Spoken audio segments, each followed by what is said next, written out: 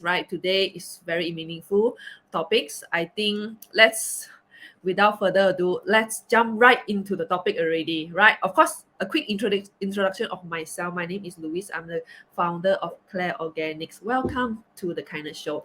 Right. We are talking to this NGO. We have special guests from SPCA today.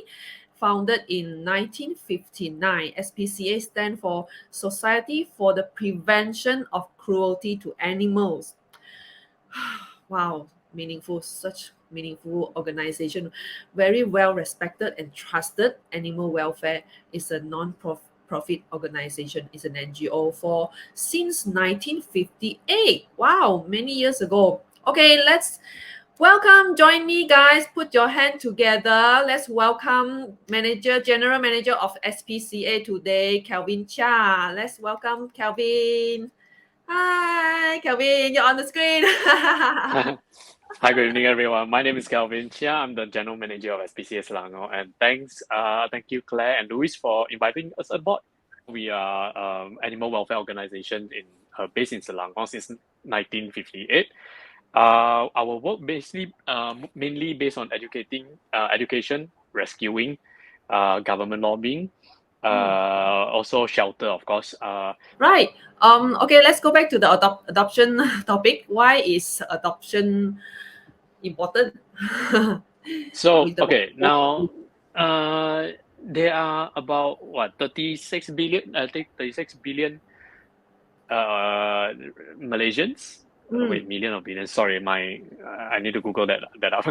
But okay, anyway, there are only so many people can have animals in their life because every dogs or cats, their average lifespan is about say 10 years, right? That's average. Some can go up to 20, some can live shorter. But then not every household can have a pet at home. Take Selangor for example. Most of the residential in Selangor now and KL is Klang Valley lah, right? They are mostly high-rise buildings. And as we all know, high-rise buildings are not allowed to have pets unless it's smaller than 10 kilo right now. So it makes our target market for adoption is for pet owners is very small. We're talking about maybe 30%. Right. So, and then plus of that 30%, if you are animal lovers, you would have already have animals. All right. So, which is why our market is even smaller than that.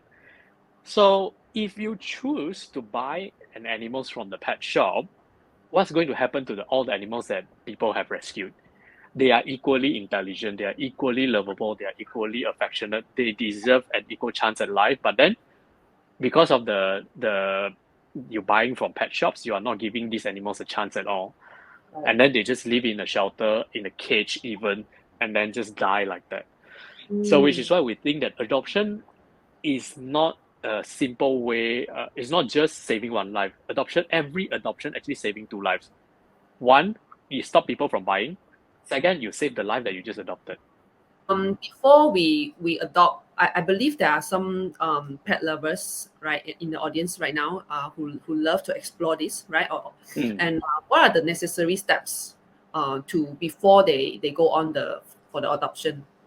Is there any precaution? So yeah, so there are several categories, and I'll always implore people to try to do your own research before getting any animals, be it buying or adoption or rescuing yourself from the street. First thing first, you need to know what they need. Because dogs and cats, they have different needs, and puppies and kittens, they have different needs. Older Right. dogs, older cats have different needs. And then you have to look into their energy level as well. Some dogs have higher energy, some dogs have lower energy. Some cats are more playful, some cats are just more calmer.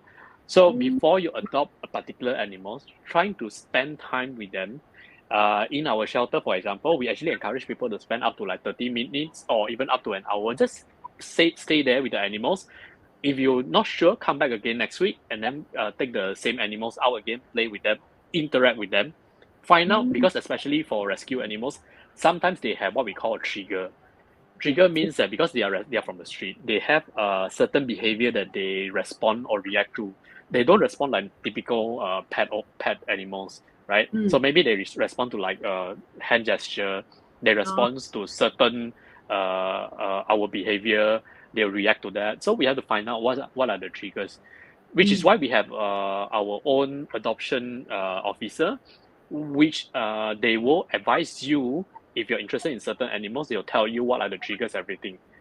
So you don't have to worry about the animal's trigger, because everyone's going to have it sooner or later. What you need to know is what are their triggers and how to resolve it.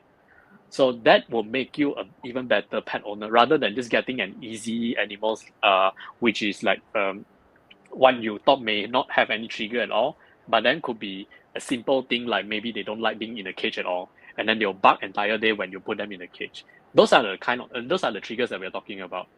Oh, Yeah, so okay. you need to know why they do that. So all this takes time to learn. It's not just something that you force on the animals and then tell them stop it. You don't do that. It doesn't work that way.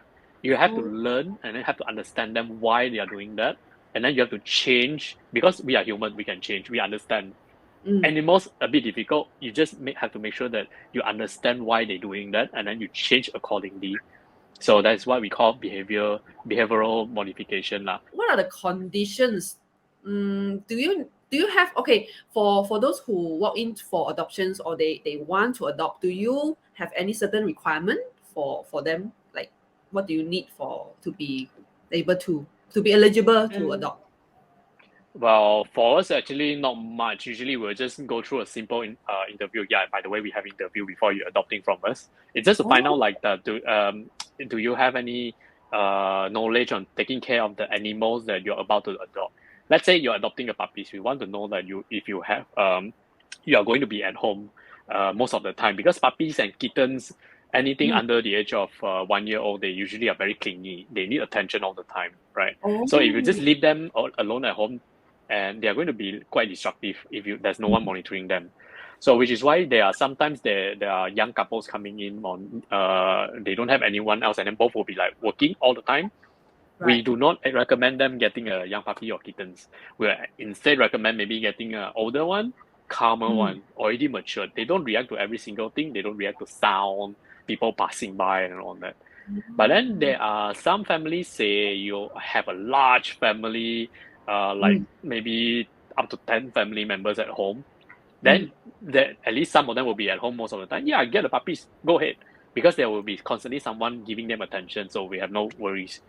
But then there'll be sometimes you have elder parents at home, or you right. have very young kids at home. You can still have pets, no issue with that. Even with newborn children, sometimes people Mm, have newborn babies and then they start thinking, maybe I have to give up my pets. No, you don't have to. You just need to get like running an orientation I mean orientation class for your pet to recognize these new family members. That's it. It's not that difficult. You just need to spend time. So for that kind of family, we also will advise you try to get maybe not very young puppies. Try to get mm, like a calmer adult instead, because young puppies or kittens, they have very sharp claw or very sharp teeth. They're going to puncture the baby's skin if they play too hard. So you just have to oh, watch out for things like that.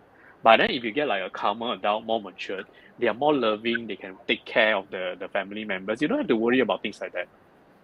So there are mm, different need that we have. For different need, we have different type of animals for you. We will recommend. We of course we are not going to force you, like if you want to adopt this dog, we are not going to say we are not going to give you like go away. We will guide you through the process. Hopefully that you can change your lifestyle according to the animals that you are about to adopt lah. So we'll educate you instead. what are the but being pet owners, and how do we use, if you also use essential oil around pets, please be very careful about how to use pet essential oil around pets, because if 100% natural and 100% neat essential oil, because it's highly concentrated, right? So if you use essential oil, special tips around your pet, please do not use essential oil with full 100% concentration. You have to dilute into at least less than 1%, and very, very low dosage for if you use around pets, right? Because fully concentrated essential oil can be harmful for pet as well, right? Because they are very highly sensitive for and compared to human, right? Any special case or maybe any funny moment of adoption that happens before you want to share with us? It's not really a adoption, but we sometimes do have like until today, there Mm. will be older generation auntie uncles come to our shelter. They like to adopt dogs, but then they ask us, "Oh, what happened to the old dogs that don't get adopted?" Then they will ask us, "Did we feed it to the tigers in the zoo negara?" Because What? they are really near to us. They are like Oh, just up the up the road in National yeah, Zoo, right? But I just that's like to sweet. let people know the zoo animals, they have even more sensitive diet. Okay, they Oh, cannot just eat anything that we give them, so their diet are all special formulated by the zoo director or the vet themselves. We can't oh, just send in any stray animals for them to eat. It doesn't work that way because stray animals have so many diseases and all that, so we oh. do not feed our dogs to tigers. Mm. Okay, thank you so much, Kevin. Thank you so much of your time and your sharing, wonderful sharing. We learned so much, really learned a Yeah, lot no of things problem at all. about the NGO and as well as adopting a pet.